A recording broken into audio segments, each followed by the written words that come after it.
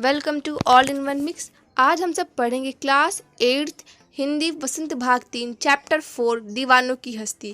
आज मैं आपको ये पोएम पूरी तरह से एक्सप्लेन करूँगी। तो चलिए स्टार्ट करते हैं। तो कविता का नाम है दीवानों की हस्ती। तो चलिए पढ़ते हैं। हम दीवानों की क्या हस्ती है, आज यहाँ कल वहाँ चले, मस्ती का आलम साथ चला, हम धूल उड़ाते जहाँ चले। कवि जो है यहाँ पर जो है संकेत में हम लोग लिखेंगे कि हम दीवानों की क्या हस्ती, फर्स्ट पैराग्राफ से पूरा फिर डैश डैश करते हुए एंडिंग तक जाएंगे। ये लिखने के तरीके मैं आपको बता रही हूँ। संदर्भ में आप सब यही सब लिखेंगे एग्जाम में कि जो प्रस्तुत काव्यांश है हमारी हिंदी की पाठ्य पुस्तक वसंत भाग 2 से ली गई है।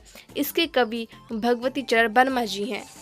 तो प्रसंग में लिखेंगे यहाँ पर जो कवि जो है वो बता रहे हैं कि जो कवि हैं वो स्वयं को दीवाना बताते हैं। वो कहते हैं कि हम दीवाने हैं, हम अपने अस्तित्व को नकारता हुआ चल रहे हैं। उन्होंने जैसे कि जो भी दीवाने लोग होते हैं वो उनके साथ कौन कौन सी घटना घटित होती है, वो सारे उनके मन में कौन से विचार उत्पन्न होते हैं, वो सब चीज़ कवि ने बताया है। वहाँ पर उस व्यक्ति के तौर पर उन्होंने खुद को प्रस्तुत किया है। व्याख्या देखेंगे। कवि कहता है कि उस जैसे दीवानों का भला क्या अस्तित्व है, कि हम जैसे जो दीवाने हैं उनका क्या अस्तित्व है, हमारी हैसियत क्या है। हम आज यहाँ हैं कल वहाँ हैं और जहाँ भी जाते हैं अपने साथ धूल के गुब्बार उड़ाते हुए केवल मौज मस्ती का संसार लेकर चले जाते हैं। मतलब कवि कहता है कि हम जैसे दीवानों का अस्तित्व क्या है, हमारी हैसियत क्या है। हम आज यहाँ पर जाते हैं कल वहाँ पर जाते हैं। तो जैसे बंजारे लोग होते हैं वो एक प्लेस से दूसरे प्लेस पर चलते रहते हैं, जहाँ उनको खाने की नीड मिलती है वहीं पर वो रुक जाते हैं, खेती वेती करते हैं, फिर वो अपनी प्लेस चेंज कर देते हैं। वैसे कवि कहता है कि हम दीवानों का क्या अस्तित्व है, हम आज हैं यहाँ कल वहाँ हैं। हम अपने साथ जहाँ पर भी जाते हैं धूल का गुब्बार उड़ाते हुए जाते हैं, हम अपने साथ सुख दुख को बांटते हुए जाते हैं, हम अपने मौज मस्ती का संसार को लेकर साथ चलते हैं। कवि ने यहीं पर ये बताया हुआ है। नेक्स्ट है, आए बनकर उल्लास अभी, आंसू बनकर बह चले अभी, सब कहते ही रह गए अरे तुम कैसे आए कहाँ चले। कवि कहते हैं कि हम जो है यहाँ पर उल्लास बनकर आए हैं और मतलब खुशी लेकर आए हैं। जब बच्चा पैदा होता है तो घर में बहुत सारी जो है खुशियाँ आती हैं, माहौल की खुशी के माहौल बनते हैं। लेकिन जब वही इंसान जब मर जाता है तो आंसू सभी लोग जो है रोते रहते हैं, घर में आंसू की नदियाँ बहती रहती हैं। कभी यही कभी बता रहे हैं कि यहाँ पर भी संकेत में हम वही लिखेंगे, स्टार्टिंग का पैराग्राफ डैश डैश करके एंड का पैराग्राफ। संदर्भ भी सेम रहेगा। और यहाँ पर प्रसंग में हम बताएंगे, प्रसंग मतलब होता है कि जो स्टैंजा मैंने भी पढ़ा है उस स्टैंजा में कवि ने कौन सा भाव बताया है उसको एक लाइन लिखना, उसको प्रसंग कहते हैं। तो कवि ने यहाँ पर मस्त मौला और पक्कड़ स्वभाव का वर्णन किया है। तो व्याख्या देखते हैं। कवि कहते हैं कि उनका स्वभाव मस्त मौला है, वो मनमौजी हैं, वह एक स्थान पर टिके नहीं रहते, वो एक स्थान पर नहीं रुकते, वो अपनी प्लेस चेंज करते रहते हैं। आज वहाँ हैं तो कल यहाँ होंगे। वे जहाँ जाते हैं चारों तरफ खुशियाँ फैल जाती है, लोगों का पता नहीं चलता कि वे कब आए और कब चले गए। कवि कहते हैं कि मैं जहाँ पर भी जाता हूँ अपने साथ खुशी का माहौल लेके जाता हूँ, खुशियाँ हर जगह मैं फैलाता हूँ और लोगों को पता ही नहीं होता कि मैं कब आया और कब चला गया। नेक्स्ट है, किस ओर चले यह मत पूछो, चलना है बस इसलिए चले, जग से उसका कुछ लिए चले, जग को अपना कुछ दिए चले। यहाँ पर भी संकेत सेम रहेगा, वही स्टार्टिंग पैराग्राफ से लेकर एंडिंग वाला। और संदर्भ में भी वही लिखेंगे। प्रसंग में ये लिखेंगे, कवि संसार से दूर अपनी अलग राह पर पैर चलने की बात कर रहे हैं, कह रहे हैं। तो व्याख्या देखते हैं। कवि कहते हैं कि यह मत पूछो, ये मुझसे यह तुम मत पूछो और मेरी तुम फिक्र ना करो, मेरी चिंता भी मत करो।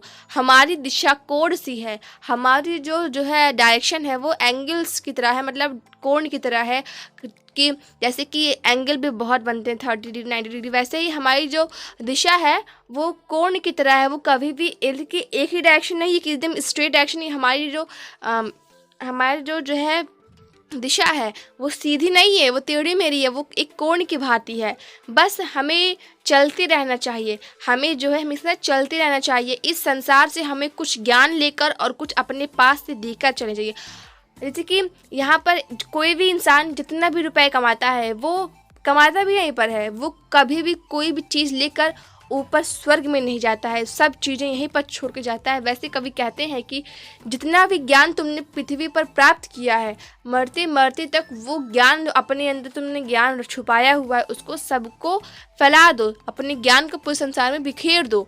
कवि कहते हैं कि हमें बस चलते रहना चाहिए। जीवन में जितने भी सुख दुख आएंगे उनको जो है हमें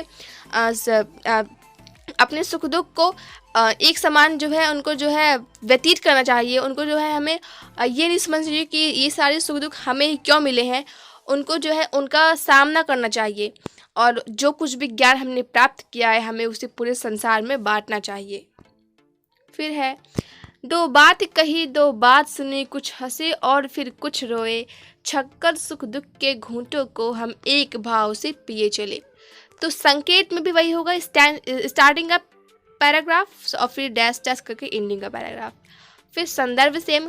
तो कवि कहते हैं यहाँ पर जो भगवती चरण वर्मा जी हैं वो कहते हैं कि संसार में सबके पास सुख दुख है, सबके पास सुख दुख एक समान है। सभी लोग स्टार्टिंग में जब पैदा होते सबके घर में खुशी का माहौल होता है, जब मरते हैं सबके यहाँ आंसू की नदियाँ बहती हैं। कवि कहते हैं कि जीवन में सबके पास दुख है, ऐसा कोई नहीं है जिसके पास दुख ना हो। तो कवि कहते हैं कि संसार में हमें सबसे कुछ कहते हैं, सबसे कुछ सुनते भी हैं और सबके साथ हंसते भी हैं और सबके साथ रोते भी हैं। एक ही भाव से हम सबके साथ सुख दुख में शरीक भी होते हैं। तो कवि कहते हैं दुनिया में ऐसा कोई सिंगल पर्सन नहीं है, सबके पास सबका सुख दुख है, सबके पास सुख है, सबके पास दुख है।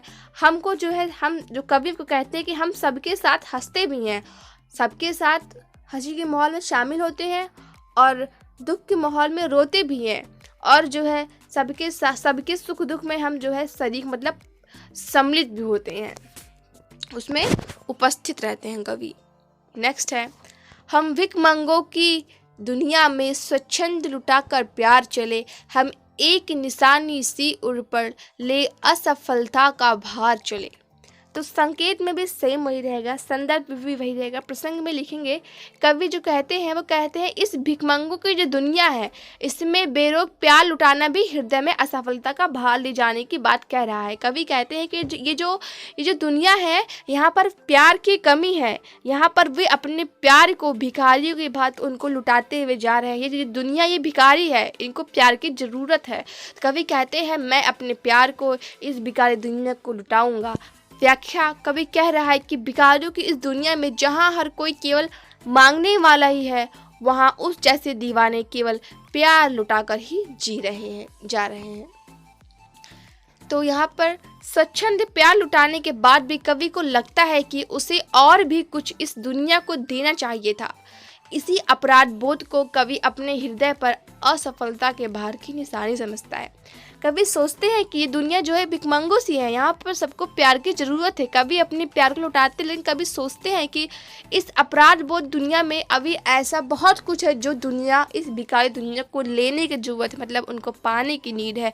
कवि कहते हैं कि मैंने अभी अपनी सारी चीज़ जो है उनको जो है दान नहीं किया है, उन्होंने अपना जो है अपने उस लक्ष्य को पूरा नहीं किया है, तो वो अपने इस असफलता की निशानी को अपने हृदय पर एक निशानी समझते हैं। अब अपना और पराया क्या, आबाद रहे रुकने वाले, हम स्वयं बंधे हैं और स्वयं हम अपने बंधन तोड़ चले।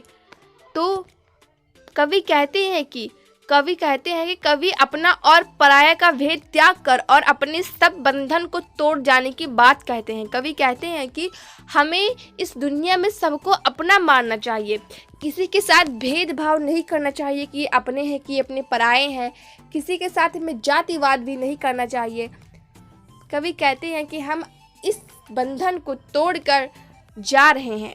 तो कवि कह रहा है कि अब अपना और पराया कुछ नहीं रहा, जो यहाँ है उन्हें आबाद और खुशहाल रहने की दुआ देता हुआ कवि स्वयं के बंधनों को तोड़कर दुनिया से जाने की बात कहता है। यहाँ पर हम लोग कठिन शब्दों के शब्दार्थ देखेंगे। तो प्रथम वर्ड है हस्ती, मतलब होता है हैसियत। आलम, माहौल। आबाद, हरा भरा। मस्ती मतलब मजा। उल्लास, खुशी। उर, हृदय। भाव, अर्थ। स्वच्छंद मतलब होता है उन्मुक्त। So friend, thank you for watching this and don't forget to like and share the video.